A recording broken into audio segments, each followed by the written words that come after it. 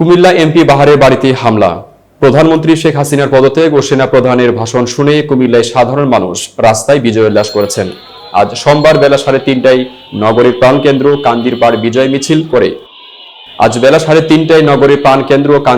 বিজয় মিছিল করে রামঘাট মহানগর পার্টি অফিস ভাঙচুর ও অগ্নিসংযোগ করে বিক্ষুব্ধ জনতা।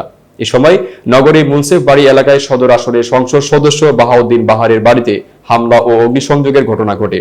এদিকে কুমিল্লা মহানগর যুবলীগের আহ্বায়ক আব্দুল আল মাহমুদ শহীদ, 2 নম্বর ওয়ার্ডের কাউন্সিলর গাজী গোলাম সারোয়ার শিপন সহ আওয়ামী লীগের নেতাকর্মীদের বাসায় হামলা চালানো হয়।